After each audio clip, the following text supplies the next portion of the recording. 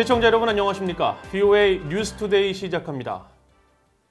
한국 정부가 대북전단 살포 활동을 내온 탈북민 단체에 대해 설립 허가를 취소하고 수사 의뢰를 한 조치에 국제인권단체를 중심으로 우려의 목소리가 나오고 있습니다. 북한 주민들의 인권 상황과 관련해 북한 정권을 압박하는 대신 오히려 한국의 민주주의적 가치를 희생시키고 있다고 비판했습니다. 첫 소식 김영교 기자가 보도합니다.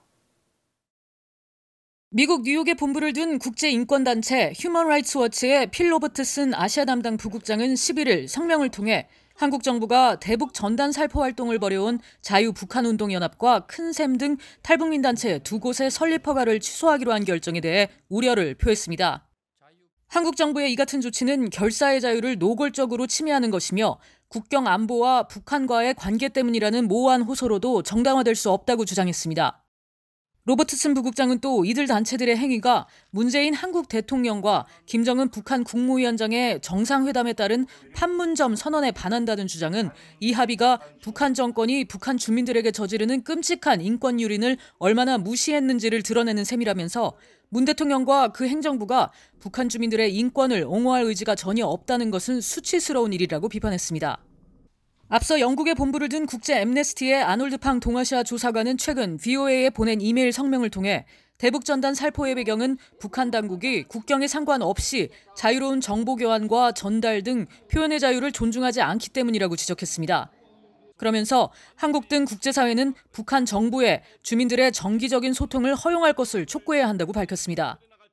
미국 코리아 소사이어티가 개최한 북한 인권 관련 간담회에 참석한 샌드라 페이 하버드 법대 박문 교수는 북한은 전단을 통해 전해지는 진실을 두려워하고 있다고 지적했습니다.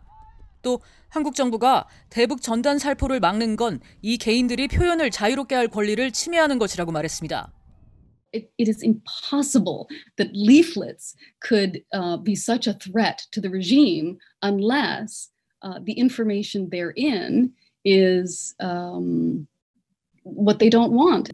And the fact that the Moon regime is bowing to the wishes of Kim Jong-un and Kim Yo-jong must make them react with such glee as well.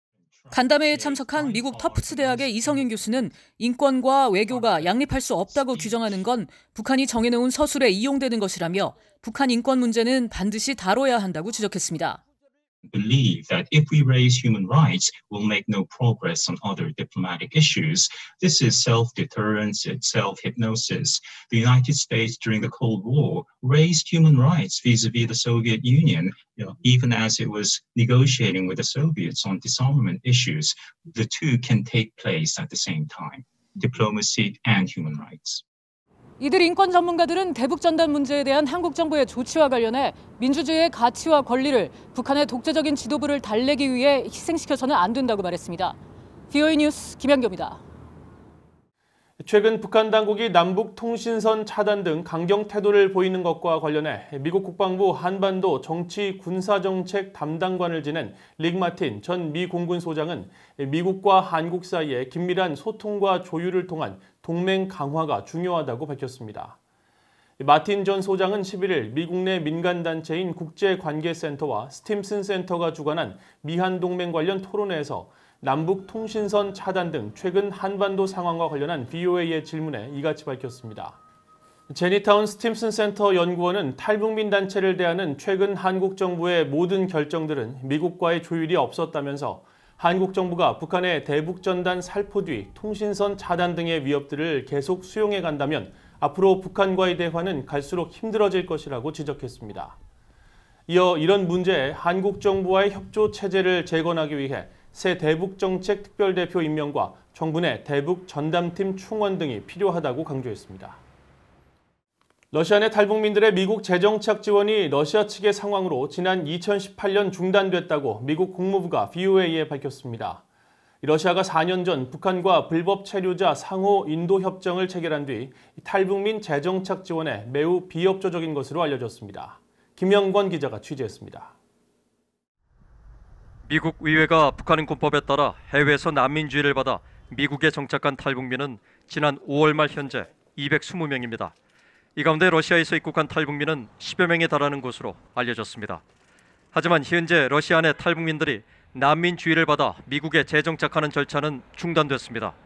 러시아 내 여러 소식통들은 최근 VOA에 북한과 러시아가 지난 2016년 북러 불법 체류자 상호인도 협정을 체결한 뒤 러시아 당국의 비협조로 탈북민들이 난민주의를 받는 게 더 힘들어졌다고 말했습니다. 특히 이 협정은 사실상 러시아 내 탈북민들을 송환하기 위한 것이라며 협정 체결 후 연간 수십 명에 달했던 한국행 탈북민 규모는 크게 줄었다고 말했습니다. 러시아에 체류 중인 한 탈북민은 석 달마다 갱신하는 임시망명 체류증도 끊긴다는 소문이 있다며 불안해했습니다. 야, 이 사람들 북한을 보내라. 전부 답니다. 암만 유엔 난민이라도 러시아 국가, 이 러시아 땅에 있으니까 당신들, 불법이다. 이거 비법 고지다 해가지고 추방시키겠다. 그러니까 불안감을 항상 갖고 있습니다, 지금. 러시아에서 난민주의를 받아 미국에 정착한 탈북민 존 김 씨는 러시아에 탈북민들이 아직 많이 남아있다며 미국 정부의 도움을 요청했습니다. 제가 트럼프 대통령한테 편지 다 쓰려고 그런 마음 다 먹었댔어요. 안타깝죠. 왜냐하면 지금 그분들이 그냥 그렇게 하고 불법 체류자로 주민서도 없이 정말 만날 이렇게 그렇게 숨어 살고 남 이름을 가지고 다니고 말이 안 되죠. 10년 전에 제가 헤어진 친구들 아직도 거기서 그렇게 살고 있습니다.